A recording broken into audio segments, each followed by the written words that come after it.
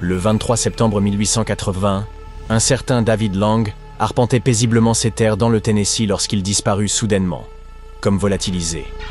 Le terrain était parfaitement dégagé, sans le moindre obstacle susceptible de provoquer une chute, aucune clôture, aucun arbre, pas même un rocher. Sa femme et ses enfants, qui l'observèrent depuis leurs fenêtres, furent témoins de l'incident, ainsi que 2 hommes qui circulaient en calèche. La panique s'empara immédiatement des témoins. Aurait-il pu être englouti par un gouffre invisible? Pourtant, lorsque sa famille accourut sur place, le sol était intact, sans faille ni indice pouvant expliquer sa disparition. Sa femme, bouleversée, dut être ramenée à l'intérieur, tandis que des recherches furent lancées dans les parages. Mais rien ne permit d'éclaircir le mystère. Aucune empreinte, aucune trace de lutte, aucun signe de son passage. Les jours s'écoulèrent, puis les semaines, et enfin les mois, sans que l'on ne retrouve la moindre trace de David Lang. Mais 1 an plus tard, sa jeune fille, incapable d'accepter sa disparition, se rendit à l'endroit précis où il s'était évanoui et l'appela désespérément.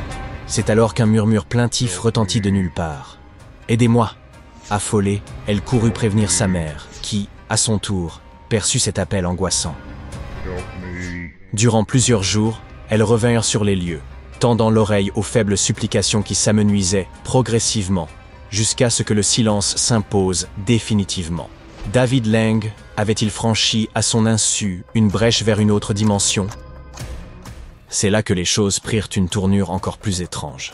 Certains affirment que l'herbe poussa sur cet emplacement avec une vigueur inhabituelle, formant un épais tapis que ni insectes ni animaux n'osaient approcher.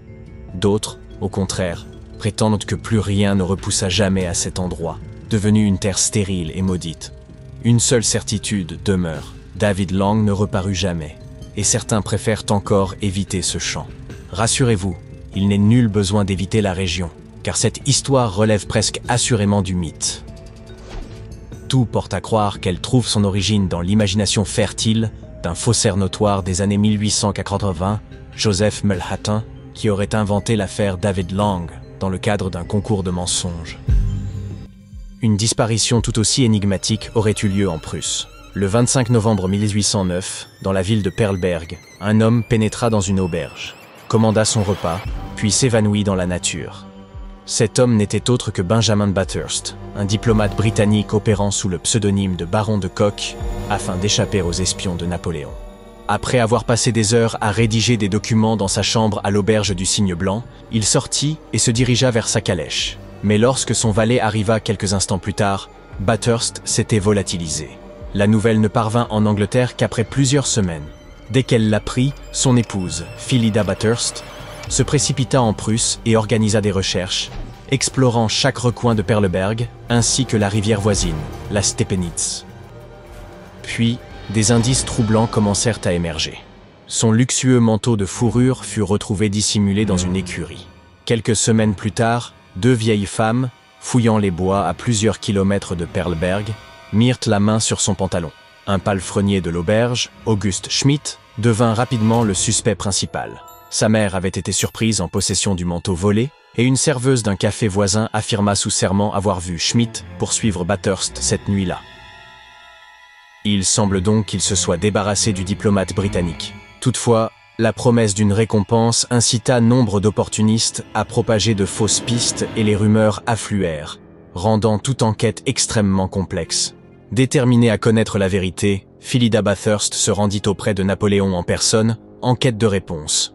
Mais l'empereur nia toute implication dans cette affaire. À ce jour, le destin de Benjamin Bathurst demeure une énigme glaçante. L'écrivain Mike Dash, qui s'est penché sur cette affaire en 1990, a conclu qu'avec le temps, des éléments mystérieux avaient été artificiellement ajoutés au récit. En réalité, cette nuit-là, quelqu'un a tout simplement liquidé Bathurst. Plus d'1 siècle après la disparition de Bathurst, à l'autre bout du monde, un homme nommé James Tedford monta à bord d'un bus, prit place, puis, d'une façon inexplicable, s'évanouit dans la nature avant d'arriver à destination. Cet événement se produisit le 1er décembre 1949, alors qu'il rentrait à Bennington, dans le Vermont, après une visite à sa famille. Les passagers du bus affirment qu'il était là durant tout le trajet, paisiblement endormi sur son siège. Pourtant, à l'arrivée à Bennington, Sa valise, sa carte dépliée et même son ticket de bus étaient toujours en place. Mais Tedford, lui, s'était volatilisé. La dernière fois qu'il fut aperçu, vivant ou non, il était 16 heures. Retenez bien ce détail.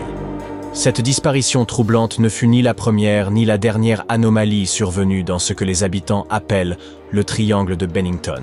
Cette région est tristement célèbre pour ses disparitions inexpliquées, une sorte de triangle des Bermudes terrestres. Entre 1945 et 1950, plusieurs personnes y ont mystérieusement disparu. Tedford s'évanouit presque exactement 3 ans après qu'une jeune femme du nom de Paula Weldon fut aperçue pour la dernière fois, marchant non loin de là. Là encore, nous étions un 1er décembre, vers 16 heures, lorsque Paula, alors âgée de 18 ans, quitta son dortoir du Bennington College. Elle informa ses colocataires qu'elle partait randonner sur la piste de Long Trail. Un habitant du coin affirma plus tard lui avoir donné un coup de pouce en voiture, la déposant à quelques kilomètres. Ce jour-là, elle portait un manteau rouge vif. Paula échangea quelques mots avec des randonneurs avant de s'enfoncer seule dans la nature. Puis, elle ne réapparut jamais. La police et son père, accablés de chagrin, multiplièrent les recherches durant 4 semaines, en vain. Très vite, des rumeurs coururent selon lesquelles elle aurait simplement fugué. Son père, persuadé qu'elle entretenait une relation secrète, soupçonnait que l'on ait orchestré sa disparition ou que l'on ait mis fin à ses jours. Mais aucune preuve ne vint étayer cette hypothèse. Le peuple autochtone des Abénaquis racontait que le mont Glastonbury, qui se dresse au cœur du triangle de Bennington, était maudit et hanté par les esprits tourmentés. Certains pensent donc que Bigfoot ou une force inconnue aurait pu causer ces disparitions. Toutes se sont produites en fin d'après-midi, entre 15 et 16 heures, et 2 des disparus portèrent du rouge. Et aucun corps ne fut jamais retrouvé. Certains avancent l'hypothèse d'un tueur en série opérant dans la région, mais l'âge et le sexe des victimes étaient trop variés pour correspondre à un tel schéma. D'autres estiment que le terrain accidenté et les vents violents pourraient expliquer ces tragédies. Toutefois, ces vents, aussi puissants soient-ils, ne peuvent arracher une personne d'un bus en mouvement, si bien que le mystère demeure entier. Le 18 juillet 2007, Barbara Bollick s'engagea sur son sentier favori, à Bear Creek Overlook, dans le Montana. Elle connaissait parfaitement le chemin et transportait dans son sac à dos tout le nécessaire, nourriture, eau et même de quoi se défendre contre les bêtes sauvages. Ce jour-là, elle randonnait en compagnie d'un ami de sa famille, Jim Ramaker. D'après son témoignage, la promenade se déroulait sans encombre, jusqu'au moment où ils s'arrêtèrent pour manger et croisèrent 2 jeunes hommes.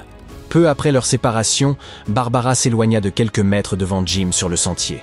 Ce dernier fit une courte pause, à peine 1 minute, puis releva la tête. Elle avait disparu.